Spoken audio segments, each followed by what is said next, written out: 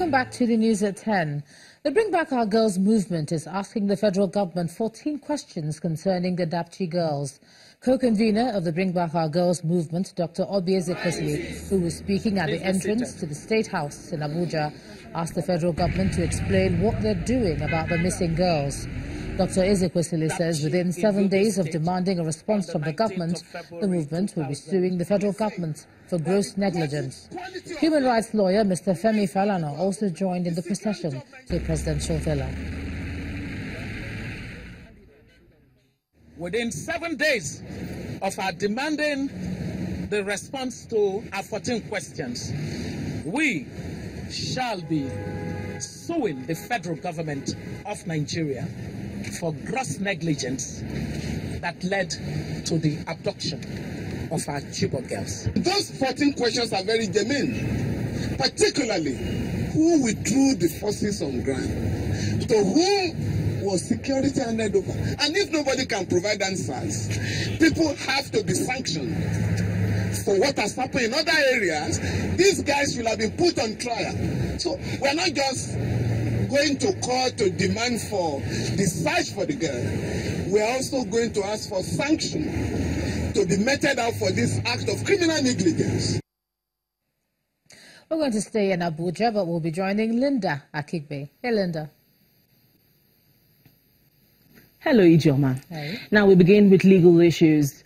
The Federal High Court sitting in Lagos has adjourned until May 22nd, hearing in the alleged falsification of shipping documents to clear goods valued at 2.4 billion naira. The shipping document was alleged to have been falsely presented to a commercial bank as genuine and with intent to defraud. The federal government had filed a 4-count charge of forgery against Innocent Nigeria Limited and some others. The other defendants include the chairman of Innocent Chukwuma, Charles Chukwu, Maximen Chukwura, and Sonny Anajeku. They allegedly conspired and committed the offense on October 10, 2013 at Apapa Wharf. When the case came up today, only one of the defendants, Mr. Chukwura, was present in court.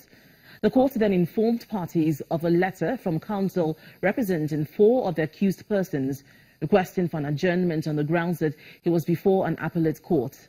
Justice Ayokunle Faji consequently adjourned the case until May 22nd for determination of the pending motion on notice. Meanwhile, a federal high court sitting in Lagos has struck out a suit filed by billionaire businessman Jide Omokore seeking to recover some of his properties which have been temporarily forfeited to the federal government. Justice Mojisola Olatoregun struck out the suit after Mr. Omokore's lawyer told the court that his client was seeking to discontinue the case and no reason was given for this. Mr. Omokore, who is believed to be an ally of Mrs. Diezani Alison Madueke, had filed the suit against the Economic and Financial Crimes Commission, EFCC, to secure the release of his properties after the court ordered its temporary forfeiture to the government. The EFCC was not represented in court, and since there was no objection to the discontinuance, Justice Olatoregun subsequently struck out the case. Still on legal issues, suspected kidnapper Chukwudumeme Owamadike, popularly known as Evans, has filed another suit against the police at a federal high court sitting in Lagos. This time, Evans wants the court to compel the police to immediately and unconditionally release his 2 residential houses located in Magodo area of Lagos. He also wants the court to order the police and its leadership to tender an apology as well as pay him the sum of 1 billion naira, being general and exemplary damages for the alleged forceful seizure and confiscation of the properties without a court order. He's also seeking a perpetual injunction restraining them from tampering or taking any action against him or any of his properties in relation to this case. The applicant also wants 4 million naira as a cost of action against the police. His lawyer, Olukoya Ogungbeje, files the suit against the Inspector General of Police, the Nigeria Police Force, the Intelligence Response Team, ACP Abba Kyari, and DSP Philip Reiniwa. The members of the Ikeja branch of the Nigerian Bar Association (NBA) Lagos State have staged a protest against the reviewed land use charge law in Lagos State.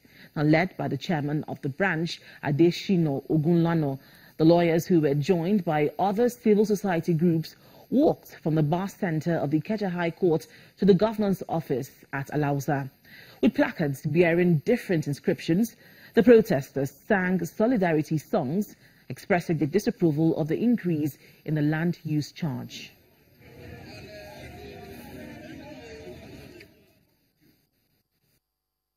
Suspects have been arrested over alleged examination malpractices at the ongoing Unified Tertiary Matriculation Examination across the country. Parading two of the suspects in Abuja, the FCT commandant of the Nigeria Security and Civil Defense Corps, Mr. Pt.3, says the principal suspect was caught at an examination center in Karu on the outskirts of the Federal Capital Territory. JAM spokesperson Fabian Benjamin, however, says technology plays a vital role in apprehending examination cheats. And when the News at 10 returns, Governor Willie Obiano targets annual 600,000 metric tons of rice through all year-round production in Anambra State. That's when we return. Please stay with us. Okay, we'll be returning sooner than we thought. Thanks a lot for that, Linda. The Inspector General of Police, Ibrahim Idris, today reported to the presidential villa, apparently in response to a summons from the president. President Buhari received Mr. Idris in a private audience, and the Inspector General left about 30 minutes afterwards without speaking to anyone. The senior special assistant to the president on media confirmed the meeting but refused to disclose details. However, it's believed that the summons was for the IGP to explain his flouting of the president's order to remain in Benue at the height of the reported killings by armed herdsmen. President Buhari had on Monday, at a meeting with the leaders of the Benue leaders and stakeholders, expressed shock that the Inspector General had not relocated to Benue as he had ordered. Now, 6 suspects have been arrested over alleged exam malpractice ongoing Unified Tertiary Matriculation Examination across the country. Parading 2 of the suspects in Abuja, the FCT commandant of the Nigeria Security and Civil Defense Corps, Mr. Pt.3, says the principal suspect was caught at an examination center in Karu at the outskirts of the Federal Capital Territory. The JAM spokesperson, Fabian Benjamin, however, says technology plays a vital role in apprehending exam cheats. We move on now, and Governor Willie Obiano is happy at the level of mechanization at the rice farm in the local government area of Anambra State. Now, he says when fully activated, it will complement his administration's efforts in the area of all year-round rice farming to achieve his target of an annual 600,000 metric tons of rice. Governor Willie Obiano and his team are in Ayamelum local government area to inspect a new rice project.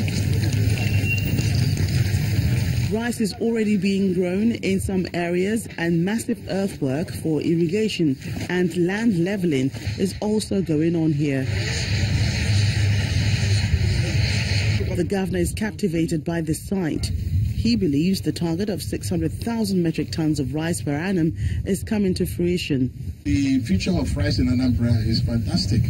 We already have successfully produced the Anambra brand of rice. Oscaris is one of them. You know, Stein rice is one of them, and Josan Farm rice is one of them. These are 3 major rice producers, and they produce stone-free rice. The investor, who is also the chief executive of Kochard Farms, appreciates the Anambra State government for its support. Farm seed that will yield us up to 14.2 hectares. It's no other farm in Nigeria today that have this seed. And I won't tell them how much I pay for the seed. But this will revolutionize this farm, and they yield under 90 days. Some of them is 89 days. So we can confidently do 3 crop season here, and also plant greens of vegetables to help us keep the land fertile. From Ayamelum, the team moves to inspect the 25,000 metric tons capacity National Grains Reserve in Igbariam.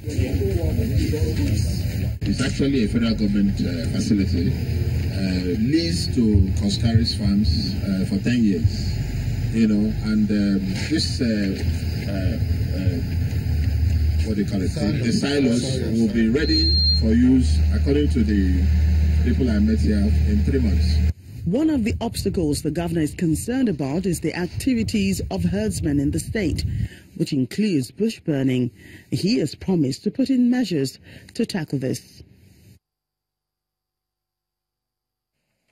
Let's take a look at some business news now. Here's Anne Wilder. You first. First Bank.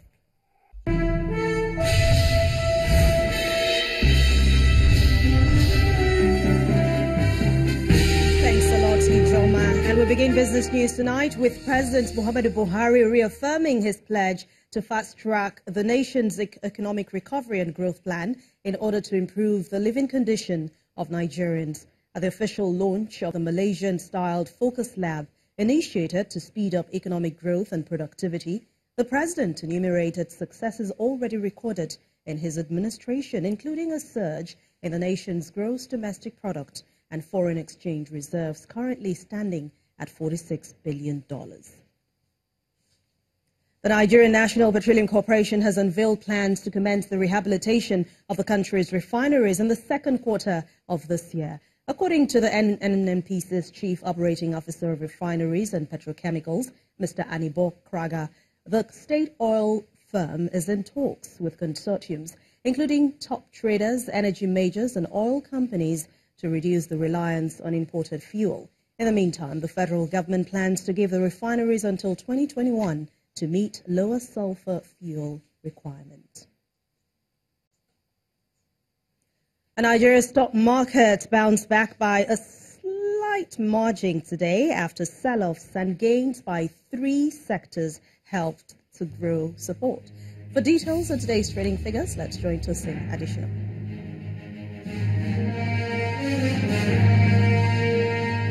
Many thanks for joining us on the Stock Market Report. Despite continuous drop in bellwethers from the banking and the consumer goods sector, Nigeria's stock market made a quick but marginal recovery at the close of Tuesday's trading session. The 0.04% rebound in the all-share index primarily follows positive performance from Dangote Cement, which rallied the industrial goods sector, while just 6 billion naira was added to the equities capitalization. In price performance, QTix emerged as the top gainer out of 29 advances, while the share price of Japo Oil recorded the highest loss out of 39 decliners. Today's overall volume turnover lowered by half compared to Monday's session at 407.96 million units, with Zenith Bank, FBN Holdings, and AXA Mansard as the major contributors. That's the Stock Market Report. I am Tosi Additional. Thanks a lot, Tosin. As for major other global stock markets, they have ended today's session mostly negative as investors digest reports of the removal of U.S. Secretary of State Rex Tillerson by President Donald Trump, as well as concerns over increasing trade tension between U.S. and China. Let's see the numbers.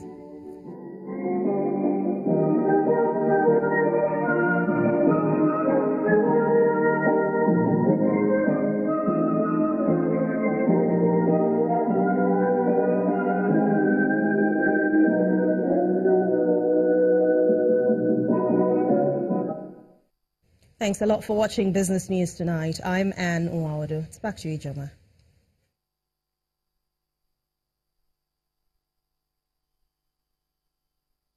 You first. First Bank. Thanks a lot, Anne. Still ahead on the news at 10, Nigeria Basketball Federation releases official team roster for 2018 Commonwealth Games in Australia next month. That's on Sports News. Do join us again.